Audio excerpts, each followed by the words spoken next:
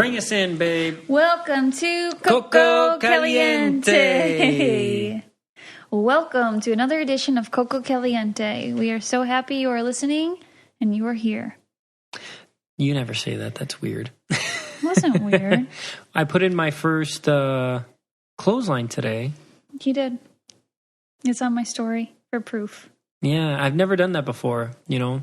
I mean, I could have figured it out myself, but I'm happy I had your dad there because he knows exactly what to do. Like, I've never done that ready mix concrete. I've never used any of that stuff. Yeah, Dad got like someone that he works with, like made the steel poles, and then Dad painted them. And then today they dug the holes, put the cement in. Mm-hmm. With a post digger and everything, so it was cool. It didn't seem too bad, right? No, it wasn't too bad at all. You could do it again, I'm sure. Minimal labor. I could definitely do it again. It wasn't, and honestly, it wasn't bad at all. Definitely, 2 people makes it 10 times easier, though. Yeah, doing it by yourself, trying to level everything, and so he knows what he's doing. Yeah, so that worked out really well. Next, Nicole wants some shelves in the bathroom, and I want a fence. I don't know about the fence. I really do want a fence. I know you want a fence, but I don't really think we need a fence right now, especially if we're going to be leaving here soon. But it's all right. That's something that we are trying to figure out right now. So, well, yeah, I'm probably going to get a fence. We'll talk about it. Anyways, a funny story. If you guys watched my Instagram story, it's last Sunday. There is this pancake breakfast that takes place in my God, so pissed. And so it starts at 9. It's just a drive-through. Like, you get in line to just go pick up your pancake breakfast. And when, like, church was in session, which I think it's back in session, but when Victor and I, when we used to go, he would always say, make sure you go to the TVO hall for the pancake breakfast. And so we're like, okay, we need to support our town. Like, let's go to the pancake breakfast. And we're right here. And it's $5 for, like, pancakes, hash browns, 2 different types of sausage, eggs. And so it's like, it's worth it, right? Like, might as well go. Yeah, and it goes to, like, the Lions Club or something. It goes towards something in the community. So anyways. And just, sorry, to preface this just a little bit more, I had work at 12, so I normally have to hop in the shower and get ready at 11. Yeah. And so we're like, okay, around 9 o'clock-ish, we'll pick up the stuff, and then we'll go to Nicole's parents' house, or they'll come here. Yeah, we'll pick theirs up, too. And then we'll eat either at our house or their house. That's the plan, right? With enough time for me to get ready, because obviously it's around 9 o'clock. It won't take that long. Yeah, and it's from 9 to 12, so we didn't have to, like, wake up early or anything. So we get there at 9:20. We're like, okay, we're a little bit late, but we get there at 9:20, and the line is super long, but we're like, okay, we've gone to fish fry drive-thrus like this, and they go really quick. Like, when we say super long, we mean like we're like 50 cars back or more, 50 or more cars back. And so I've been in, like, worse for a fish fry on a Friday in this area. And, man, but that line's just moving. So you feel like you're getting somewhere. Well, we sit there for, like, 20 minutes, and we move, like, 2 cars. And I look at Victor, I'm like, oh, my gosh, I feel like they might be, like, out of food and flipping pancake per pancake as someone's driving up to get their meal. Like making it to order. And then the only time we're, like, moving forward, it's been, like, 40 minutes now, as if people are in line and they're, like, leaving because they've had enough. Well, finally we get to, like, a different road, so we're, like, closer. Yeah. And a guy comes to the window and was like, hey, just want to let you know, like, we're out of sausage, which is fine for me because I don't eat sausage. But he's like, but we have everything else. Like, it's fine. We have everything else. We appreciate you doing this for the community. And so me and Vic are like, okay, it's like freaking 10:15 at this point. We've been in line for like an hour.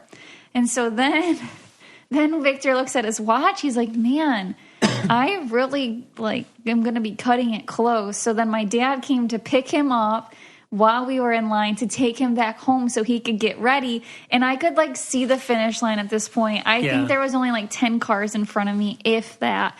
So I'm finally getting up there. There's 2 cars in front of me, and then there's 1 car in front of me. And he comes, and I think he's, like, about to sell me the tickets to, the 4 tickets to get my breakfast. And then he hands me one ticket and he goes, we ran out of everything. Here's one ticket for next time. I'm like... And it's supposed to go on till 12. Yeah, and it was 11. So we waited there for an hour and 40 minutes. Like, no, it wasn't even 11 yet. It was like 10:40. It was like 10:40, 10:45, something like that. I don't know. No, I specifically remember it was 11 because I was like, I waited in line for an hour and 40 minutes. Oh, okay. Yeah, I was tracking it on my story. Mm-hmm. So it was 11, but I mean, they knew they were going to run out way before. Why they freaking didn't tell us and let us all sit in line. And there was like, I'm not joking you, 100 cars behind me. It was so bad. A little town, a village of Ubly, I guess they prepared to make 200 meals, and they said they like sold that immediately. There's only 800 people in our village, but at the same time, like, we're all trying to support you, so at least feed half of us. Yeah, that should have never happened, honestly. Because they lost out on a lot of... and we're not going back. I won't go back. It's just like the concept of it is like we... Oh, I don't know. We just like had great expectations and just thought like, oh, this is going to be awesome. And yeah, that's what happened. No, that's just, I mean, yeah, that was festering inside for a little bit. Mm-hmm. We were just mad about it, but I don't know. I guess stuff like that happens to everybody, but I mean, it is what it is. Yeah, no, and things could have been a lot worse. I know that it's like, I think when I put that on my story, people were like, oh my gosh, you're that hungry. Didn't you win $500,000? Da, da, da, da. That wasn't the point of it. The point of it is like, we gave up our whole morning to sit in a car and we got nothing. And I get hangry and I get emotional and I'm pregnant. And so, yeah, I was just like very disappointed when I thought I was getting a pancake breakfast. That's all there is to it. It's not like, don't overthink it. Like, obviously, that's like when I think one person said something to me, but it was just like, really? Anyways, on a side note, the guest we have today, super, super interesting. She's a neuroscientist, and she's also the creator. I don't know if you guys heard of it. It's called Muse. It's a brain sensing meditation headband. Her name is Ariel Garten. I think I'm saying that right. Maybe she'll correct me here shortly. But yeah, we hope you guys enjoy. All right. So... Okay, wait, Vic, you take it away. I get nervous. Pronounce your name properly for me. Is it Ariel or Ariel? So it's not Ariel. Yeah. I was thinking like under the sea. Exactly. Okay. Under the sea. It's better where it's wet to take it from me. All right, so you're a neuroscientist, right? One of many things, right? But that's like your thing. That's how you got into everything, right? You're a neuroscientist and you learn about the brain, right? Yeah, I was trained as a neuroscientist. I practiced as a psychotherapist for almost a decade, and along the way created this amazing company that helps you understand what goes on in your mind while you meditate. So how does one go about becoming a neuroscientist? Yes. Right? So did you, when you were going to school, were you looking through a catalog and you're like, you know what, a neuroscientist is the thing for me? So I have always had a lot of interests. And when I was growing up, I actually thought I was going to be a fashion designer. And I actually even had my own line of clothing. I sold it to stores. I was really into fashion and creating things that allowed you to express yourself. And simultaneously, I was very into science and understanding how the world worked. And as I got older, I really got into understanding how the individual worked. How is it that we are able to perceive ourselves and our actions? Why do we see things the way that we are, or that they are? Why does that chair look red? I'm looking at a red chair right now. Why do I see it as red? Mm-hmm. And so I went to school for neuroscience and then started working in research labs. So I've worked in labs with Parkinson's disease, hippocampal neurogenesis, and then I started to collaborate with a man called Dr. Steve Mann. He was a professor at the University of Toronto. And he created, he actually had a brain-computer interface system. So an EEG electrode that you could slip onto the back of your head, and it would be able to track your brainwave activity. And we started to take that and figure out that we could actually make sounds from people's brainwaves. So the brainwaves are the waves that come off your head, and we could actually hear, not in any real way, but we could hear when you were focused and when you were relaxed. So we could actually associate different sounds to these states. And from that, we started to evolve it into the tool that became Muse, because we recognized that as people meditated, they really didn't know what was going on in their head, and we could actually know when you were focused in your meditation and when your mind is wandering. And we don't know anything else. We can't see what you're thinking. We have no other information, just this very, very basic focused versus not focused. But that information was enough to actually give people real-time feedback while they meditated to help them do this really hard thing, to know when they were doing it right, when they were focused, and when they were doing it wrong, when their mind was wandering. I'm sorry, I didn't mean to cut you off, but explain to our listeners what Muse is, because Nicole was doing it today. Yes. But better than me try to explain it, maybe you could probably give a better explanation. Mm-hmm. Sure. So Muse is a brain-sensing headband that helps you meditate and sleep. And it sounds crazy, but it's actually very simple. So in the same way that you have a Fitbit on your wrist that tracks your steps or your heartbeat, Muse is a thin little band that sits on your forehead, just like a yoga band. And it has sensors in it that track your brain activity during meditation. And we translate the activity of your brain into sound so that you can hear when you're focused, when you're meditating, and when you're not, when your mind is wandering. And the sounds that we use are sounds of the weather. It's a really, really easy to understand that when your mind is wandering, you hear it as stormy. And when you're in focused attention, you hear the storm quiet down. So using Muse, you actually hear what's going on in your mind during your meditation practice. You hear when you're focused because it's nice and quiet and birds chirp. And then you hear when your mind is distracted because it sounds stormy. And that actually teaches you how to meditate. Or if you have an existing practice, it helps you get even better and more focused and more honed at it. It's really great because Victor would, tell me you need to meditate. And for me, I would buy all these books and beginner of meditation. How do you do this? How do I know I'm doing it right? And this is the first thing that's given me any feedback, because I can sit there for 20 minutes and think I'm meditating, but then I'll realize I'm thinking about all the things I have to do and dinner and my dogs. Thinking about everything but meditation. And then I'm just opening my eyes, looking at Victor. Okay, is this almost over? Whereas when I did the Muse headband today, it was I need to hear the birds chirp. And so for the listeners, when the birds chirp, that means you're very calm. And I only heard it, I think 3 or 4 times, but I would get so excited when I heard the birds chirp that I would go right to a storm, because I'd be yes, I'm so calm. But it was awesome to have feedback, because I actually feel okay, I kind of do know how to meditate. I am doing it because the storm is calm, and it just made me feel good, because I was okay, I can totally do this, and I loved it. It's such a great thing I think everyone should have it. Awesome. So that's literally exactly why we built it. So it really teaches you what's going on. If somebody has a practice, you're oh, okay, I have been doing this right. Or it, cues you when you're thinking about the grocery list. It cues you when your mind is wandering. It's come on, back to meditation. And then for somebody who's never meditated before, it just shows you what to do. And those little birds that you heard, so that actually becomes another lesson of meditation.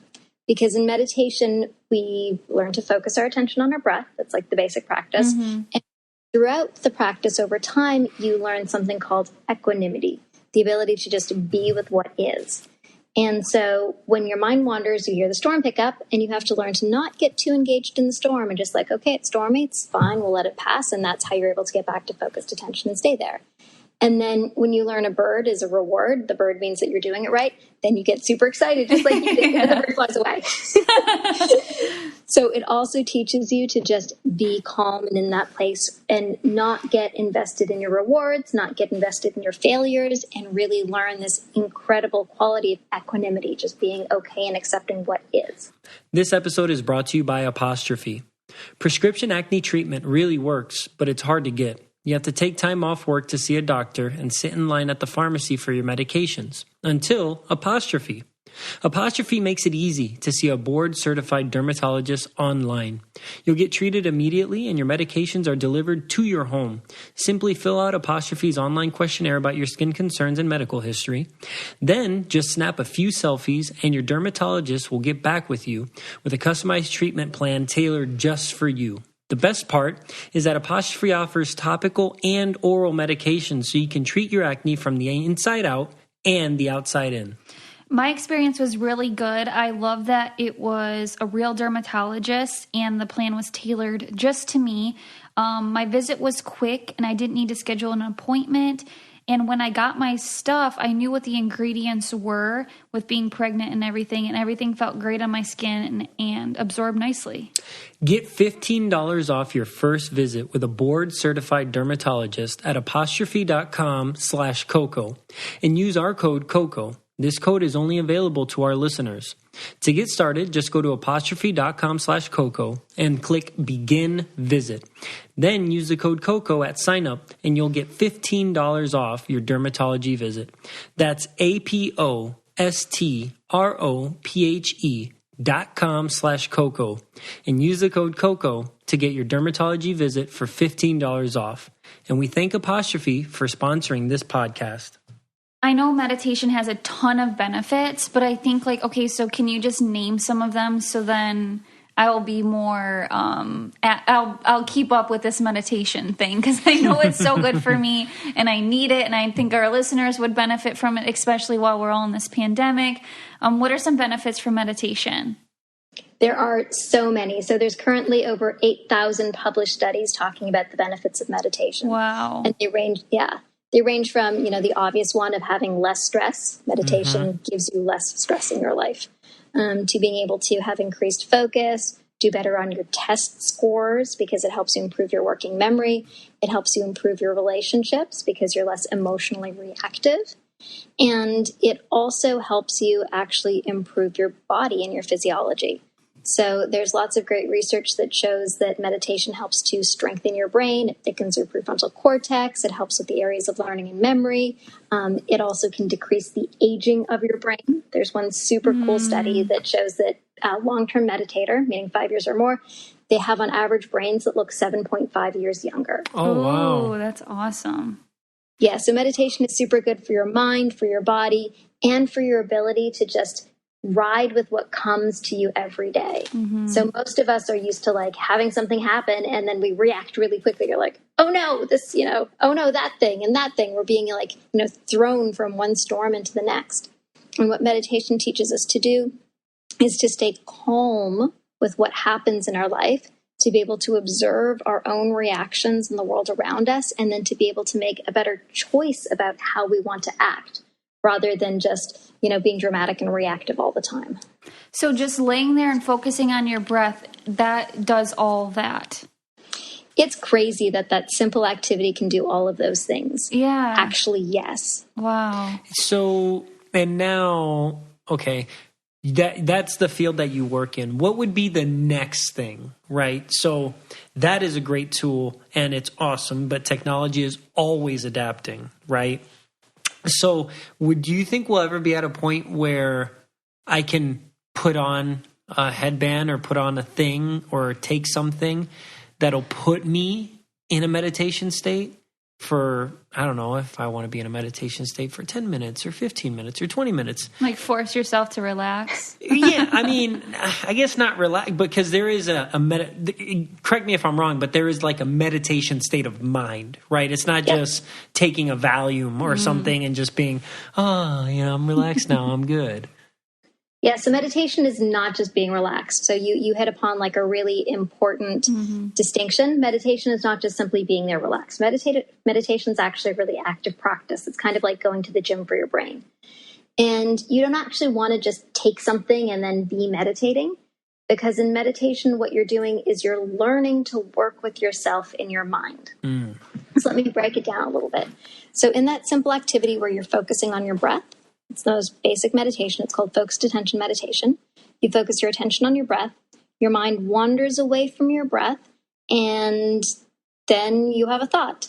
And then it's your choice to either follow that thought into all the things that you think that you normally do, or to say, hold on, that's not what I want to do right now. I want to let that thought go and bring my attention back to my breath.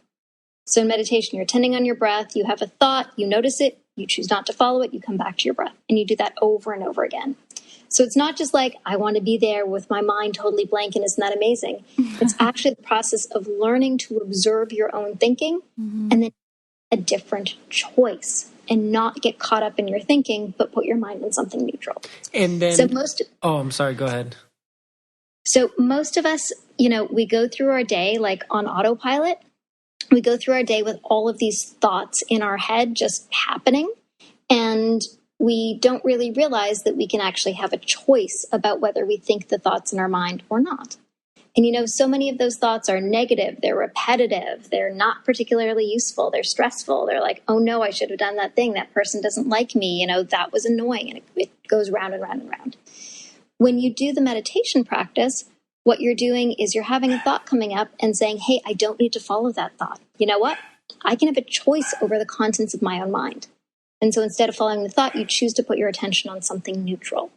And in that moment, you have fundamentally shifted your relationship to your thinking. You're not like, being jerked around every moment by your own thoughts. You're having a choice over it. And then once you recognize that, hey, I actually have a choice about what I think about. I have a choice about the contents of my own mind. You can then recognize that a lot of the stories that it's been telling you that float around in there, you don't have to buy into. They may or may not even be true. Mm-hmm. And you can start to actually have greater choice over your own reactivity, how you see the world, and how you're able to stay calm because you don't need to keep engaging in those stressful stories. So it's really a skill that we learn. It's not just like a thing that happens to us or a state that we get into. It's a skill that we learn, the skill of observing our own mind and making different choices, having that level of conscious awareness and control. That's interesting. And so I guess the goal is the more you do it, the longer you're able to stay in that state without a thought creeping in or being able to deflect that thought better every time, right? Exactly. The better you become at immediately noticing those intrusive little thoughts and saying, nope, don't need to go there. Focus my attention on my breath. Just stay on the breath. Huh. That's like for panic attacks. I used to have really bad panic attacks, and I think it was just like I would make it worse. Once I had one, I was like, oh my God, I don't want it to happen again. And I would just sit there and think about it until it happened again. And then it was this terrible like storm that would happen over and over again. But now I feel like I can push those thoughts away and talk myself into, okay, you're fine. Like you're doing this, or you can feel this, or just a lot of different mechanisms that I've had to learn like the really hard way, I think. But if I had meditated, I probably could have just recognized those thoughts and threw them to the side instead of letting them boil for like an hour. Mm-hmm. So totally. So I'm sorry you had to go through that, but I'm so glad that you learned such critical skills to be able to shift your mind and shift your body in difficult times. Yeah. So and I think anyone who goes through that, I'm just like, wow, because it was so terrible for so long. And I wouldn't wish it on anybody, but I'm just like, wow, imagine like how strong I am now, because I felt like I literally thought I was going to die every single day. So it's like now I think it's my outlook on life is I'm so much more grateful too, because I don't take one day for granted as far as feeling healthy. Yeah. It's amazing. And those are incredible insights that you've taken from your experience. And what you just demonstrated there is a concept called anti-fragility. So, people talk a lot about resilience. You go into something and you're resilient, you bounce back. Mm-hmm. But there's a new concept now called anti-fragility, which is you go into a situation that's really, really hard. And rather than bouncing back and just being the normal you afterwards, you bounce back even stronger. And you bounce back into a better version of you because you've transformed through something that was really difficult. And so now you have greater insight, greater control over yourself, and your greater understanding about your mind and body, and even greater, better perspective on life. Wow. And less fragile. Anti-fragility. Yeah, a lot less fragile. So, and you're obviously you're the scientist. So what is next then in that field that you're working on? Like what are you guys thinking progressively in the future to do or to be able to do with the mind? Sure. So with Muse itself, we started by giving real-time feedback on your brain, and then we have sensors for the heart, the breath, and the body, because meditation is more than just your brain. Mm-hmm. It's also learning to listen to your body, to bring in breathing exercises to be able to calm yourself down. There's a whole suite of experiences of understanding your mind and body in meditation. For us in the brain, the next place that we've gone is in sleep. So Muse S, our newest device, actually helps you fall asleep and then tracks your sleep like as effectively as a sleep lab. What we're hearing from a lot of people is that they were using their Muse to meditate to fall asleep at night. So we built a device that you can fall asleep with on, and a series of meditations that guide you into sleep. And then we actually use your own biofeedback and neurofeedback. So you give you feedback from your mind and body that entrains your brain and body in such a way that it helps you fall asleep faster. So that's amazing. Yeah. And then the next step there is we've started to apply meditation and sleep into cognition. So I have a big study running currently using with people using these to meditate and to sleep, and the outcomes will, if it works out well, demonstrate that they actually have improved cognitive function. So better reaction times, memory retention, etc. Wow. And what's awesome about that is that you guys are, not only is that amazing, but you're making it accessible to everybody, opposed to having to pay those thousands and thousands of dollars to go to a sleep lab and have somebody register all that stuff for you individually. You made it really accessible for everybody, because bad sleep is a problem, right? That's a big problem that we have right now. And not everybody has access to that, that level of detail in their sleeping patterns. Yeah, and it's amazing what you learn. So most people are like, oh, I can have a cup of coffee. It's totally fine. I can have coffee. It's like 7 p.m. And then they sleep for a night with Muse, and you can actually see your level of deep sleep. So it's the only device that really lets you see your quantity of actual deep sleep. And you recognize that as soon as you stop having coffee, maybe you fall asleep the same both nights, but your level of deep sleep is not the same. You get a lot more deep sleep if you don't have coffee before you go to bed. So it really allows you to get insights that start to tweak your own schedule in a way where you're like, oh, now that I know this about myself, why would I torture myself in that way again? It seems like us humans always find a way to just do that to ourselves. We know bad food is not good for us, but we do it anyway because it tastes good. We know drinking is not the best, but we do it anyway. And so the fundamental principle is that as humans, we crave fat and sugar because that keeps us going. And, back in the ancient days when we didn't have pizza shops around the corner and you had to hunt for your food, you were driven to find sources of fat and sugar because those were essential fuels. Unfortunately, these days we have readily available fat and sugar, like so much of it. And so we're conditioned to want to eat fat and sugar, but only in minute amounts. But here we have, this endless buffet of all of the things that you need, but you can get too much of it. So, of course, fat and sugar and salt taste delicious. But our, evolutionary machinery, our bodies haven't really caught up with the current situation in which everything is accessible to us. Yeah. I do have an interesting question for you that's been bugging me. What is your take on hypnosis to change behavior? That's a good question. Do you believe in it? Do you think it's like voodoo science, or I don't know? It's a great question. So it's real. I actually have been receiving hypnotherapy lately. I have a bunch of allergies that I've been working on. Thank God. Hypnotherapy. Yeah. I know, and I want you to continue, but I've been telling Nicole about this for a while, and she's like, I don't think it's real. No, I didn't say I didn't think it was real. I was kind of scared of it because we listened. We listened to about it on Dak Shepard's podcast, and I was like so desperate with my panic attacks. I was like, I feel like I need this like celebrity hypnotized person to do it to me. But no, she was scared that somebody would put bad stuff, like that one person that has control of you in that moment would put these negative things in there. But continue, please. I'm so interested. Yeah, so hypnotherapy is real. What's happening is that you're going into a state where you're quieting your conscious mind and you're like hyper attending to this person's voice. And so you go, down, down, down. You always have volitional control. So you always have full control over everything. You're always fully listening. They're not putting you to sleep.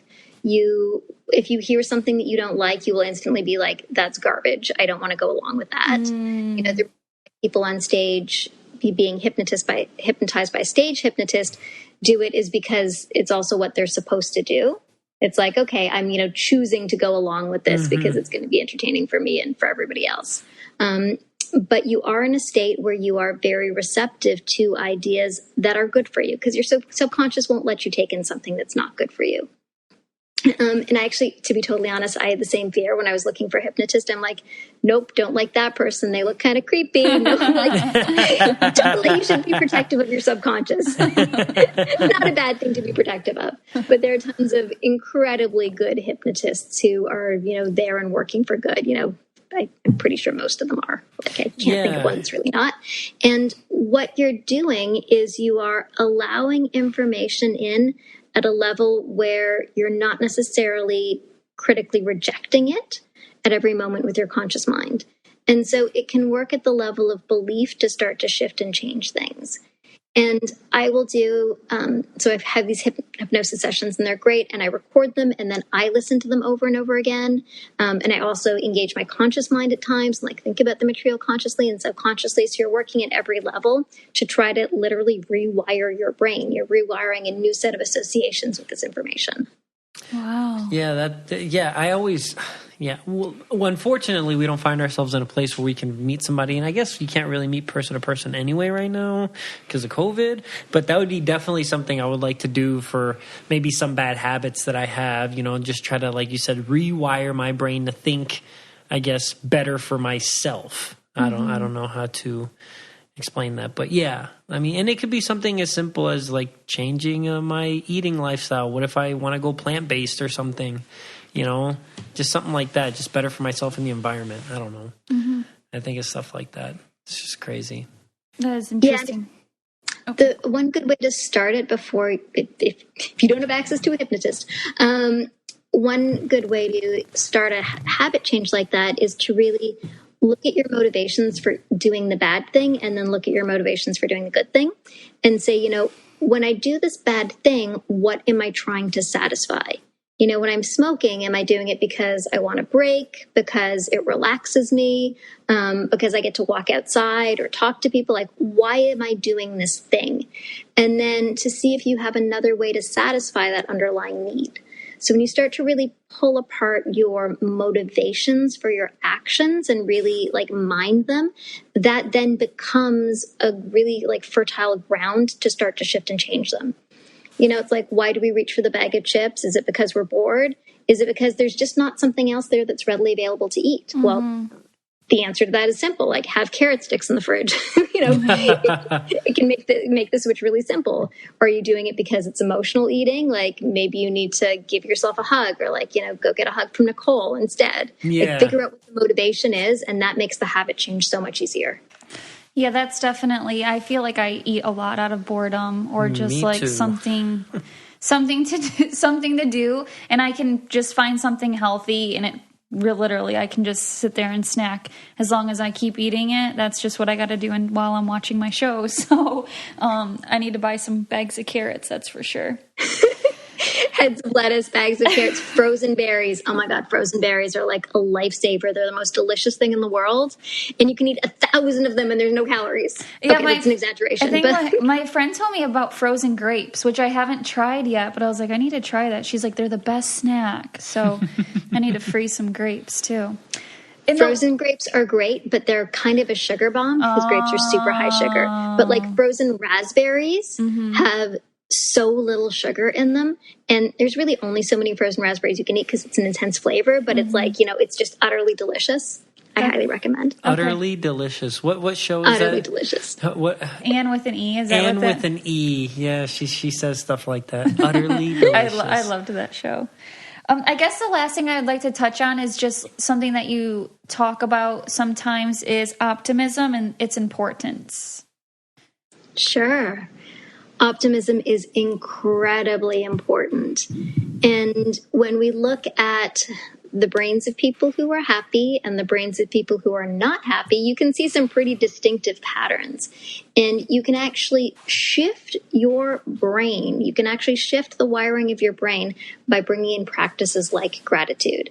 And, we hear about gratitude practices all the time, and we can think oh my God, that's so cheesy. What am I going to be writing affirmations on my pillow?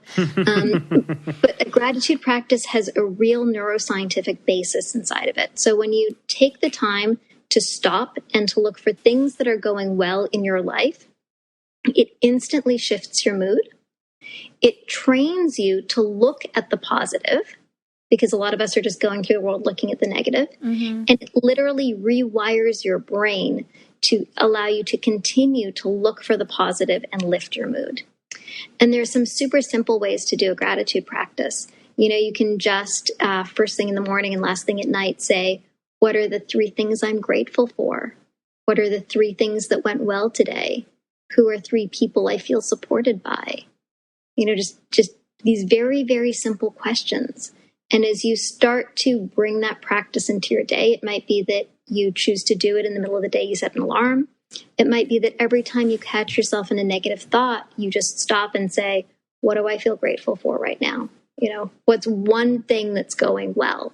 And that shifts your brain away from the negative and into the positive, and will guaranteed give you a better day and overall a better outlook in life, and likely improve your longevity. There's lots of evidence that show that people who think positively live longer. What? I love that. That's a game changer. You have you're such a wealth of information. I feel like I just need to call you in the morning every day and be like, what should I do now today to make myself better? Start with a gratitude practice. Well, thank you so much, Ariel. I really appreciate you being on with us. Where can our listeners find you? Website, or where can they get Muse, social media, like all that stuff? Sure. So you can check out Muse and see a picture of it and see this thing that we've been talking about that's going to help you meditate at choosemuse.com, CHOOSEMUSE.com. You can also, we have a whole bunch of free meditations if you download the Muse app. We have probably a resilience collection up right now, so we're always giving free meditations. So that's the Muse app in the App Store. And on social, you can find me on Instagram at Ariel's Musings, ARIELS_musings, and Muse at Choose Muse. Awesome. We loved having you on. Thank you so much. I can't wait to meditate tonight. Yeah, and just I can't wait to share the headband. I'm totally going to show you guys what this thing looks like and how I use it. I love it so much. And I told Victor, I got done, I was like, I'm so excited about this. I'm so ready to meditate now. I love the birds. I honestly didn't think I'd hear a bird. So I'm like, yes. And I have to get Victor one so he knows what I'm talking about. But yes, thank you so much. And we appreciate you. And we hope to hear from you again. Absolutely. My joy and pleasure. Happy to be on anytime. All right. You have a good night. Thank you. You too. Bye. We really hope you guys enjoyed that one and took something away from it. I know I learned a lot. So interesting. So, Nicole, you have a weird or normal for us. It's been a while. Weird or normal. Okay. Is it weird or normal when you're sleeping and you get the feeling that you have to go to the bathroom, like pee, and then you just try your best to fall back asleep and avoid it? Do you do that? I don't so this is what happens, because this will happen to me. I'll get that urge and feeling, but I'll just lay there for entirely too long. You know what I mean? And I won't go back to sleep until I use the bathroom. Oh, really? So I'll just lay there. Ooh, excuse me. I'll just lay there and I feel like 5 minutes passes. I'm still not sleeping. 10 minutes. You might as well just get up right away, because I won't be able to go back to sleep. See, I can fall back asleep sometimes, and sometimes I can't. So I always take that gamble of okay, let me try to go back to sleep. It's just not worth it, because it's just hard. I guess pregnant. Okay, so being pregnant, I do pretty much have to get up because I pee my pants very, very often. And it's not like I pee my pants. It's like when I'm walking to the bathroom, it's like coming out. I can't hold it anymore. Okay, but it's also, if you have to explain though, because it's not like it's dripping all over the floor and it's like no, she just spots her pants basically, and then she switches them. Once I'm laying horizontally, and I'm fine horizontal, and then once I stand up vertically, it pushes that pressure on your bladder. Yeah. So pregnancy is different, but pre-pregnancy, oh man, I would go right back to bed. I can't. And then I would wake up 3 hours later and be like, wow, that's impressive. Well, yeah, that's almost like, for me, it's not. Yeah. for me, if I, for example, like if I shower too early in the day and then we go somewhere and I come back and I'll try to lay down to go to bed, but then I'm like, I can't, I got to go rinse off. Yeah. And you're like, oh, so that's me. Again, like I know in my head I won't be able to sleep, but I'm like, you know what? I'm going to try it. And then my body's like, nope, not happening. And I got to get it. So I might as well just get home and shower right away again. Right. But I don't know. My body's weird like that. No, I know what you mean. I guess there's a lot of different things. Like sometimes I'm like that with putting on lotion. Like I'll just sit there and I'll scratch. And I'm like, okay, how long can I stand like being itchy? And then in like 2 hours, I'll be miserable for 2 hours and I'll finally give in. But isn't it weird how we're like that? You know what I think is the weirdest one?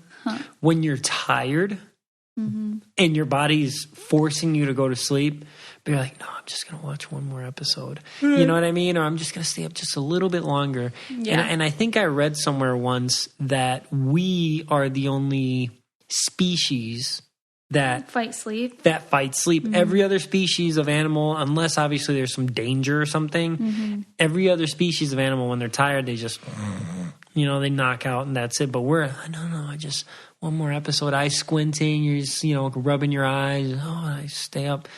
But then it feels like when you want to sleep, you can't. Yeah. If I know that I have something to get up for, I can't sleep. And so that was like really bad when, luckily now my job lets me sleep in or lets me like wake up on my own accord. Schedule, yeah. Yeah.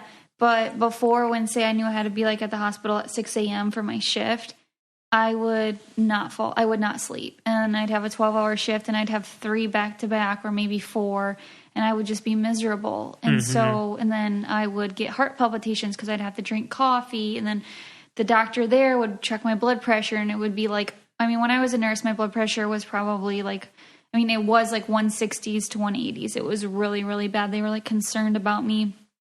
It just wasn't healthy.